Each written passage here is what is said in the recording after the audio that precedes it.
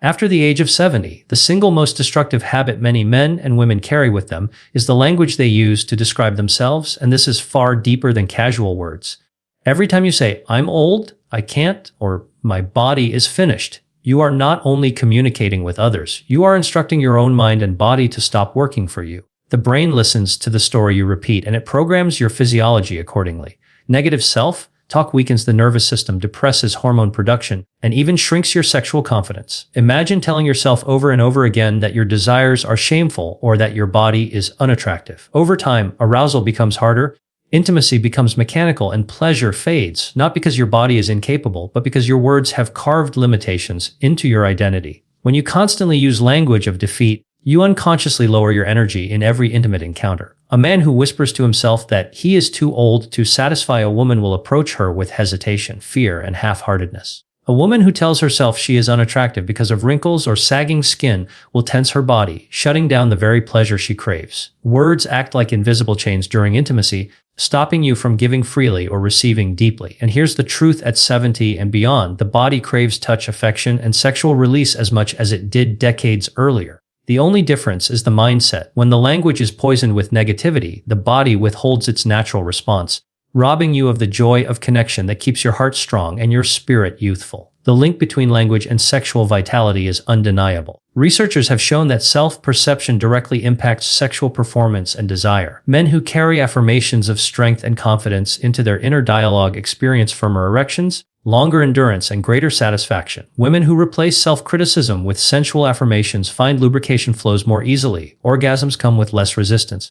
Intimacy becomes a celebration rather than a chore. This is not magic, it is the body responding to the mind's signal. The voice inside you is the most potent aphrodisiac or the deadliest sedative, depending on how you use it. If every cell in your body is listening to your words, then those words must become fuel, poison. Think of the subtle but powerful difference between saying, "I am old and tired," versus "I am experienced and still hungry for pleasure." One phrase shuts the body down, the other awakens curiosity and confidence. After 70, intimacy should not be about comparison with younger years. It should be about depth, connection, and savoring sensations at a richer level than before. Yet, without changing your self-talk, you carry guilt, shame, and fear into every embrace. Partners feel this energy. A woman can sense when a man doubts his masculinity. A man can feel when a woman doubts her beauty. In that moment, passion slips away. But when both partners speak life into themselves, they create an atmosphere where bodies respond fully, pleasure flows without obstruction, and intimacy transforms into healing.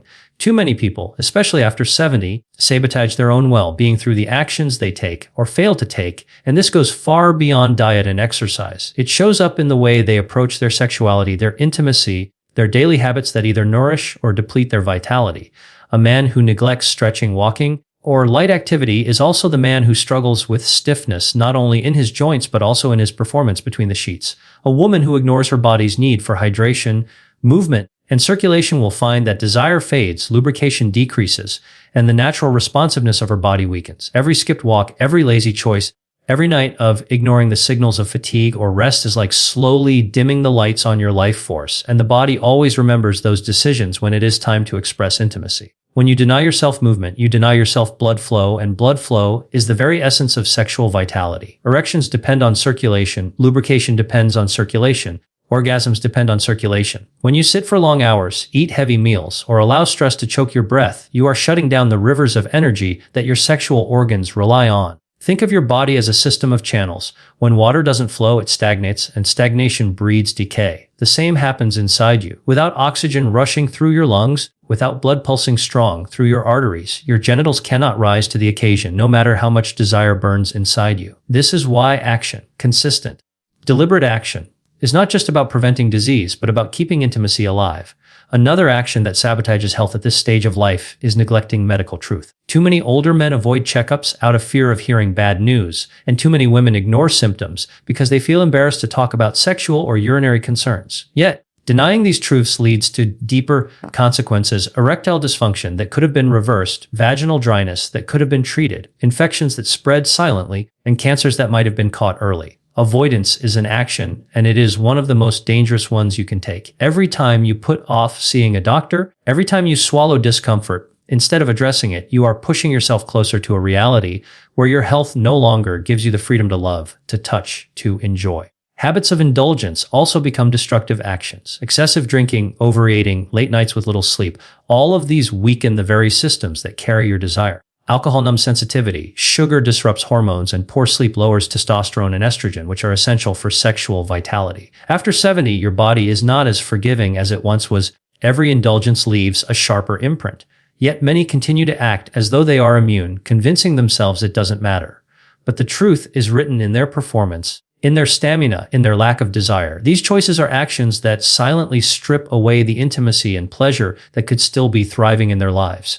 Where you choose to go after the age of 70 is far more powerful than most people realize, because every environment you step into leaves an imprint on your body, your mind, and even your sexuality. Surroundings shape energy, and energy shapes intimacy. When you place yourself in circles that dismiss your value, in environments where youth is worshipped and age is mocked, your confidence erodes quietly, and your ability to express passion weakens. A man who constantly sits in toxic company begins to doubt his masculinity, and a woman surrounded by negativity begins to doubt her sensuality. These environments eat away at self-respect, and self-respect is the very foundation of desire. When you walk into spaces where you feel invisible, your body responds by shutting down its natural hunger for touch, pleasure, and closeness. Going into toxic relationships is another environment that destroys wellness and intimacy. After 70, peace of mind is medicine, yet many cling to partners or companions who belittle, criticize, or ignore their needs. Every harsh word, every moment of dismissal, every silent treatment becomes a wound that bleeds into the bedroom. The body does not separate emotional safety from physical arousal. They are intertwined. A man cannot achieve his full potential if he feels unwanted, and a woman cannot surrender to pleasure if she feels unseen. Staying in these relationships is not harmless. It is a choice to live in an environment that depletes desire, shortens lifespan, steals joy from the moments that should be rich with connection. There are also physical environments that quietly shape your sexual health. Bars, casinos, places of constant temptation may seem like escapes, but they drain energy, waste money, and often lead to habits that weaken vitality. Loud, chaotic spaces flood the body with stress hormones. Chronic stress is the silent killer of desire. In contrast, choosing environments of calm gardens, nature, quiet gatherings feeds the nervous system with balance, allowing intimacy to flourish. The setting you choose determines the rhythm of your body, and rhythm is at the core of sexual responsiveness. Just as music can either soothe or agitate, environments either nurture your sensuality or drain it completely. Even the bedroom itself is an environment that demands attention. A cluttered, cold, or lifeless space tells your body and your partner that intimacy is not a priority. When the room where you sleep is filled with distractions, your mind cannot surrender and your body cannot awaken. When the environment is soft, clean, and intentional, when scents, lighting, and touch are considered, the body opens naturally to pleasure. After 70, details matter even more, because arousal is not triggered by speed or novelty, but by depth and atmosphere. Where you choose to go physically, emotionally, and sexually will either nurture your flame or suffocate it. Decision rests entirely on your willingness to honor the spaces you allow into your life. When a man chooses to engage in oral intimacy with a woman, it reveals far more than a physical act. It unveils his mindset, his understanding of pleasure, and his relationship with vulnerability. This act is not just about technique, but about intention. And the way a man approaches it speaks volumes about how he sees himself and how he values his partner. Some men approach it with hesitation, treating it as something shameful or degrading, which reflects an internal conflict with their own sexuality. Others embrace it as a form of giving, a way of surrendering ego to prioritize a woman's experience, and that shows maturity, openness, and a deeper level of confidence. A man's willingness to engage in this act reveals whether he sees intimacy as a shared journey or merely a personal conquest. And women feel that energy immediately in the way he touches, lingers, and responds. There is also an undeniable connection between oral intimacy and a man's ability to handle vulnerability. Unlike penetration, where dominance and control are often emphasized, oral sex requires closeness, sensitivity, and humility. His face, his breath, his mouth, all are completely exposed, completely vulnerable, completely given to the woman's body. For a man who fears intimacy, this exposure can feel threatening, and he may avoid it or rush it. But for a man who embraces intimacy, it becomes a declaration of trust, a message that says, "I am not afraid to be this close to you." The act itself becomes a mirror, reflecting his inner comfort with surrender, and whether he is truly secure in his masculinity or hiding behind performance. Hygiene and self-awareness also become inseparable from this act. A careless man who ignores oral health, who carries the scent of tobacco or alcohol, or who approaches a woman's body without care for her comfort, reveals a lack of respect for both himself and his partner. This negligence does not go unnoticed. Women sense it immediately, and it sends a signal that he treats intimacy as a duty or a conquest rather than an art. In contrast, a man who is attentive to cleanliness, who prepares himself with intention, and who approaches the act with patience shows not only sexual skill, but also emotional intelligence. He demonstrates that he values the experience as sacred, that her body is worthy of reverence, and that he is willing to invest time in building anticipation rather than rushing for his own release. Beyond technique, what this act really says about a man is how deeply he understands that intimacy is not one-sided. A man who lingers with intention, who reads her breath, her moans, her subtle movements, shows that he values feedback, that he listens, that he is attuned. He is not performing for his ego, he is creating an experience that honors both of them. This depth of presence is rare, and it transforms the act into more than physical stimulation. It becomes emotional nourishment. A man's willingness to lose himself in giving shows whether he sees pleasure as mutual expansion or as something to be taken. In that sense, oral intimacy is not about the mouth at all. It is about the soul revealed through touch, breath, and attention.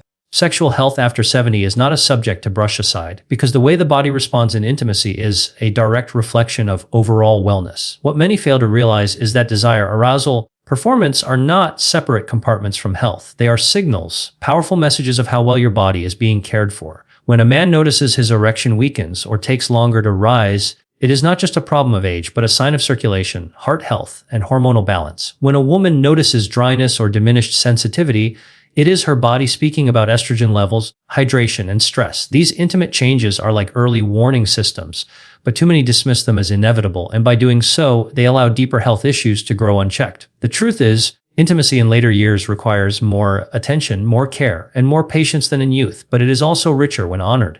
After 70, the body craves slower build-ups, more touch, and deeper emotional safety because the nervous system takes longer to awaken. That is not a weakness, but an invitation to explore intimacy at a new depth. Couples who rush, who cling to performance goals, or who compare their present body to their younger years often rob themselves of joy. But those who embrace the slower rhythm discover that the sensations are more profound, the orgasms more meaningful, and the connection more satisfying because it demands presence, not speed. This is the great gift of sexual health in later life. It teaches that intimacy is not about quick release, but about nourishing body and soul together. There is also a powerful connection between confidence and sexual health at this age. A man who accepts his body as it is, who does not shame himself for taking longer or needing more stimulation, can relax into the moment and perform better. A woman who honors her beauty and sensuality, despite the lines or softness of her body, invites more openness and receptivity. Shame and comparison are the true killers of desire, not age. Sexual confidence is not measured in physical perfection, but in the ability to stay present, to communicate, and to embrace pleasure without apology. When both partners adopt this mindset, they unlock an intimacy that feels freer than anything they knew in their younger years, because it is finally unchained from fear. Health practices feed directly into sexual energy. The man who eats nourishing foods, exercises for circulation, hydrates well, sleeps deeply will find his body responds with vitality even into his 80s. The woman who practices pelvic floor exercises, who keeps her body flexible, and who allows herself rest will find that arousal and responsiveness remain alive. These are not luxuries but essential habits, because every healthy choice is also a sexual choice. The skin glows brighter, the blood flows stronger, and the body opens more willingly when it feels cared for. Sexual health after 70 is not a myth, but it requires discipline, respect, and the willingness to nurture the body daily, because every embrace, every kiss,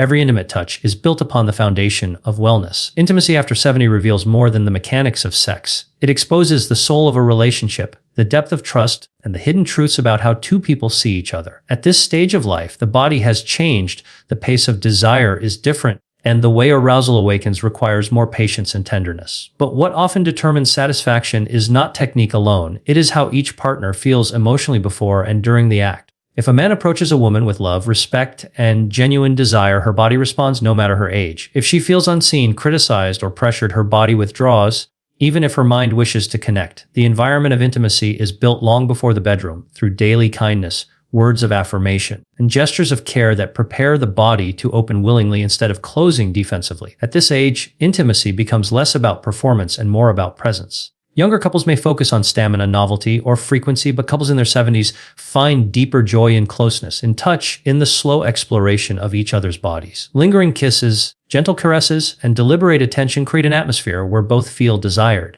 A man who takes time to study the rhythm of his partner's breathing, the way her body arches or relaxes, becomes a lover who understands that pleasure is a language spoken without words. A woman who is attentive to her partner's subtle shifts, his sighs, and his need for reassurance creates a bond that reassures him of his virility. Intimacy becomes less about proving ability and more about exchanging devotion. Health still weaves its way into these moments because without physical wellness, desire cannot fully express itself. A tired body, an inflamed joint, or poor circulation interrupts the natural flow of intimacy. That is why older couples who remain sexually active are often the ones who prioritize movement, diet, and stress management. The healthier the body feels, the more energy can be directed toward arousal and connection. It is not vanity, it is preservation. And when health supports intimacy, sex becomes not only an act of pleasure but a form of healing. Touch lowers stress hormones, orgasms regulate blood pressure, and emotional connection strengthens the immune system. Every moment of intimacy is a medicine the body craves, if only the couple allows themselves to indulge without shame. The most powerful truth about intimacy after 70 is that it is no longer about conquest, but about communion. It strips away the distractions of youth and forces lovers to face each other in raw authenticity. There is no pretending, no hiding, no performance that can mask insecurity or lack of connection. The act itself magnifies honesty. A man who truly honors his partner's body is revealed in his patience, and a woman who truly cherishes her partner is revealed in her openness. Here, intimacy becomes a mirror, showing whether love is shallow or profound, whether respect is absent or alive, whether the bond is fragile or enduring. It is in these moments that sex evolves into something far beyond the physical. It becomes the purest expression of love, vulnerability, and trust two people can share.